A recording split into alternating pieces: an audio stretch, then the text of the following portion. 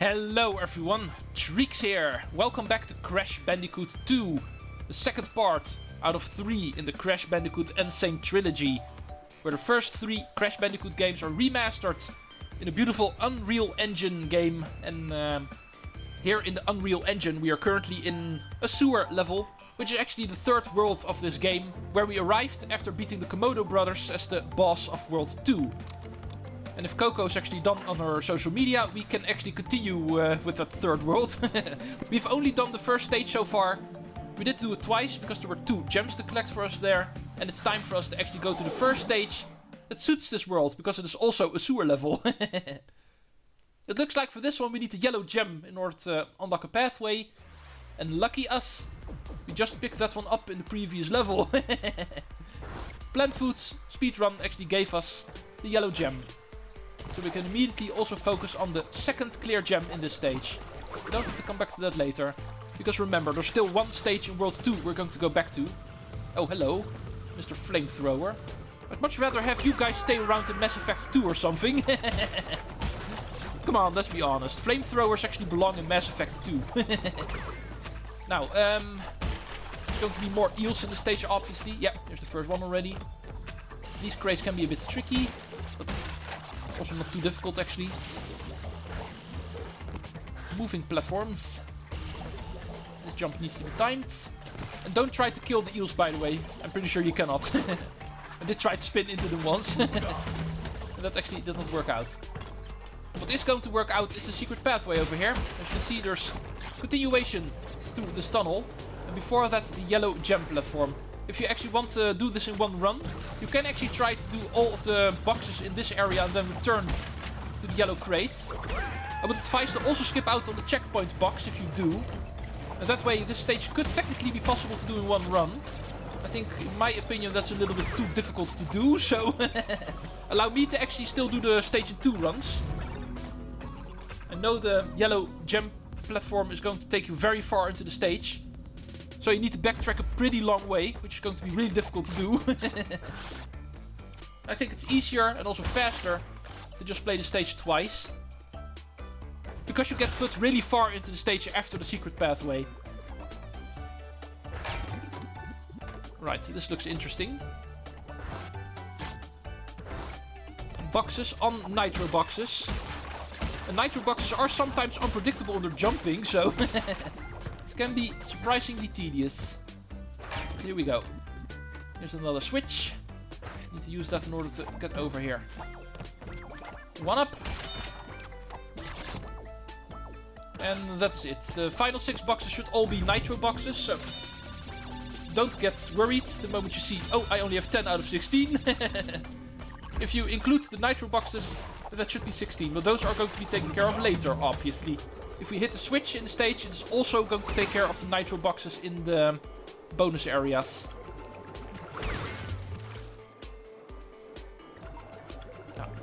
Boom! There we go. And that is how you get rid of a fan. Checkpoint. And this should be the area where the yellow gem platform actually brings you back the moment you go that way. We shall see the next time we play the stage. I'm not exactly sure where you get thrown back into the stage, but I'm pretty sure it was around this area. Yeah, indeed, it's over here. This platform over here. That's where we actually go back. So you can indeed see there's a pretty long way you need to backtrack if you're going for the second clear gem as well, alongside with getting all of the boxes in the stage. And oh yeah, don't forget to actually hit this switch first. We're going to need it in the next corridor over here. Here's going to be another Goonie that's on loan from Mass Effect 2. Oh, come on, die please. But later on in this corridor we can actually find a couple of boxes that are going to be lighted out. Unless you hit the switch first. Which is actually at the start of the right corridor. These boxes over here. Which are actually right beside the crystal. So now that we're able to also get the boxes over here, we are done here. We can use our invincibility to not care about the eel. And hopefully we're able to get into the next room before my invincibility runs out. Come on, Coco. You. No. Coco, you're too slow. Well, let's not talk about that. We are at the end of the stage. Still have one Aku Aku left, so what is there to complain? We are done with the first run. Obviously gonna go back into the stage another time. Technically we are able to do both of the gems in one run, like I said. But in this case I think that's a bit too tricky, so I've decided to actually do 2 runs. Sometimes you actually need to choose comfort. Okay, dumb dancing Coco. Cutscene time, apparently. Crash, thank goodness! I hacked into Cortex's computer and found detailed schematics for an improved Cortex Vortex and a suspicious-looking space station. I'm not sure, but Cortex might be trying to... You could have just told me in person, Coco. Yeah, that's the downside of actually deciding, hey, we're going to make Coco a playable character in the Sane Trilogy. And forgetting she's actually also part of the cutscenes in the story. But we know how it works, we're not going to care about that. In the end, all that matters is that Coco's apparently officially in the background, trying to figure out what is going on. And the further we get into the game, the more she's going to discover about Cortex's true intentions. We of course already know, but this is all about Crash, of course. Now let's quickly get back towards the yellow gem platform. We know it's pretty early on in the stage. Luckily we can do it a lot faster now. We don't have to care about any of the boxes anymore.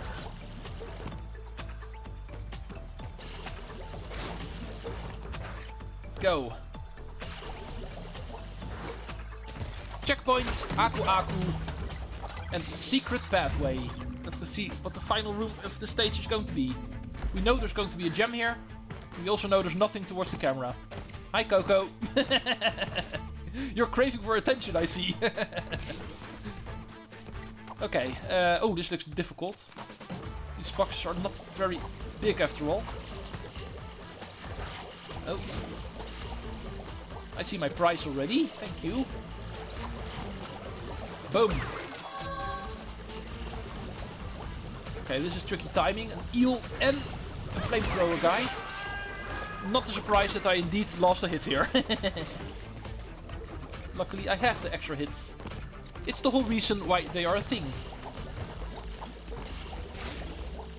Okay, and that was it. It's a pretty short section. Not easy, but short.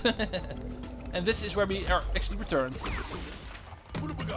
Boom. Yeah, there's an Aku Aku crate over there, as you may remember, so... Thank you very much. Boom. Awesome fireworks show. Speaking of fireworks, I'm not a big fan of being flamed, sir. Goodbye. Also not a big fan of being electrocuted, so let's wait. And finish the stage. We know this is the final part of the stage. If you actually take the secret pathway and go for the second clear gem, the stage is actually a lot shorter, as you can see. It's not just a secret pathway, it also functions as a shortcut. And that way we are done with this stage entirely. Another 2 gems added to our total. And this time around both of them being clear. Second stage. And already 4 gems in World 3. Now we are going to continue to the next bear stage. And this one is called Bear Down. And as you may remember, the last stage we did that actually had bear in the title, we were doing an Unreal stage. Because that was the polar bear stage. The hawk levels for the second Crash game. Tap the run button before a jump for a greater distance. And that is a hint we're going to make use of in this stage. Unlike the first time, this time the jumps are going to be a lot more tricky, and sometimes we need an extra boost in order to make the jumps. Get ready for that. This is a stage that actually destroyed me the first time I played it, so I hope I know what I'm doing this time around. Right, here's the first one. As you can see, too far to jump normally. We actually need to hold the run button for an extra boost, and only then we can actually make that jump. We're meeting up with more of those. Oh! And this is a jump where we need to jump shorter. And that's something we do know from the first stage. If we want to jump shorter, we actually hold the jump button for a shorter amount of time, or we simply jump earlier. That is how you actually take care of that. But you do need to know they are coming, because otherwise you're still going to get surprised by them. Right, here it comes. Jump early. Yeah, and that way we can actually make it. Oh, orcas. First checkpoint. Thank you. Nice. Oh, goons. Be careful for those guys. They're actually going to be carrying stuff, and they're either going to lift or lower it. You need to be careful. Oh, and I missed the crate. Awesome. Die, please. Whenever you miss a box on an Unreal stage, you obviously are forced to kill yourself and retry. Unless you don't care about all of the gems. Then, of course, you don't have to. But I do care about that. And I missed it again? Seriously? The same one even? Oh, nice! I crashed into the TNT box. So I both crashed and blew myself up at the same time. It should have cost me 2 extra lives, actually. But there we go. Now we do have all of them. Oh, and now I miss another one. Well, I'm doing really well so far. Epic failure. I should actually create a new type of failure. Not just the icy failure. These are technically not icy failures, of course, because I'm not slipping over the ice. Unless I miss a box that is actually on the slippery ice, only then it will count as an icy failure. But I'm also having directional failure now. Like these, as you can see, there's also slippery ice in these stages. If I miss or die because of that, only then it will count as an icy failure. Anyway, in the meantime, we catch the crystal of the stage. And now we just need to get all of the other boxes and the end of the stage. Thank you, guys. Oh, it's going to be difficult. Oh, got them both. No icy failure. Nitro, jump over you. Yeah, you're going to lift, so I'm not going to jump. And here's the end. Nice. Hit this in order to get all of the nitro boxes in the stage. Quickly go in order to grab the gem. And then quickly go out again. Because there is going to be a secret in the stage. You might have seen the moment we fell onto this platform. There's a couple of platforms in the water over here. Guess what will happen if we actually take them? Next warp in the game. You've guessed correctly. And luckily we were able to actually grab the clear gem in the meantime. So we've got that one in our possession already. And hey, we actually pop out of the air crash portal. So we know what time it is. First we're going to receive the crystal for bear down and also its gem. They're going to be inputted over there. And after Crash is done dancing and switch back to Coco, automatically of course, we can actually return to the secret warp room, as you can see. All of the other stages still locked. There's more warp areas we need to discover. But from here we can actually enter Air Crash in an alternative way. And that way we can actually get all of the crates in this stage. Now that we're back in Air Crash. And yes, we're going to appear in a different room, just like we did in Snow Go. There it actually led towards the red gem. But now we are going to be thrown into a room where a couple of extra crates are. And yes, those are going to be needed in order to get all of them in the stage. So this time around we are going to make the run for the clear gem. Finally putting us back up to speed. Because the one in Air Crash is the only one we were missing. But not for long. Get all of the boxes in here. Don't have to care about the nitro boxes. We'll be meeting up with the switch later on. Yeah. Did not miss a single one, I'm pretty sure. Let's get you. And that is the end of the secret room. That will take us back towards the regular stage. At this point. So now we need to complete the rest of the stage normally. Now that we have the extra crates in that secret room. And more importantly perhaps the nitro switch. We can actually clear the rest of the stage. Now we should be able to get the clear gem. And this is actually the part where we found the first warp. It's interesting, we warped into the stage from a different stage. And in this stage we can technically warp again. A stage with a warp that actually leads to another stage with a warp. How this game actually loops around. How awesome.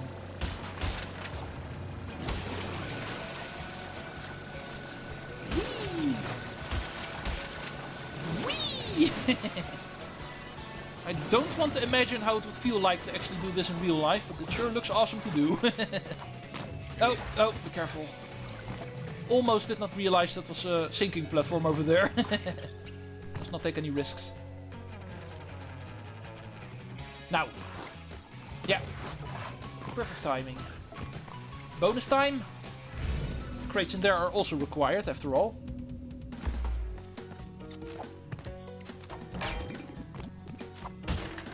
Boom.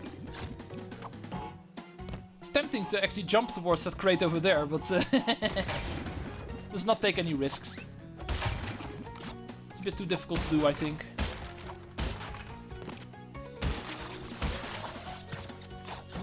Yeah. Got everything once again. 62. 63. Nice. One more extra life and we're at every gamer's favorite number. If you're a true gamer, there's only one lucky number you can have. That has to be 64. Aku, aku. Ignoring the death platform, of course. I've already done that. Let's get you. 64. Now let's make sure never to grab an extra life again. And also make sure not to lose any, of course. TNT crates are going to take care of themselves. Like this. Oh yeah, we need to jump over the jet ski first. As you can see, there's a couple of crates over here. You're not going to be able to get them anymore the moment we've already stepped on the jet ski. While losing my favorite number. We're going to go jump back. And let's try to immediately jump on the jet ski, because that's awesome. And now we can continue. Oh, we're going to go down here. Did not expect that. Still easily avoided. Should be almost there now. Yeah, I see the end. One more jump. Oh. Miss! The narrator from Mario Party is going to come by, especially for me, to say miss! Right, and that should be everything. Avoid the final couple of piranhas. And the stage is complete. And therefore, we have the final gem. Thank you, Secret Warp Room. Finally are in possession of the final gem from World 2. And speaking of World 2, because of clearing the World 2 stage, we're also going to pop out of there. Here it is. Completion of World 2.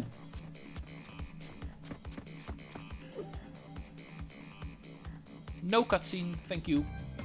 We can continue. I stopped the last episode at 18 minutes, so I've actually decided not to do it now.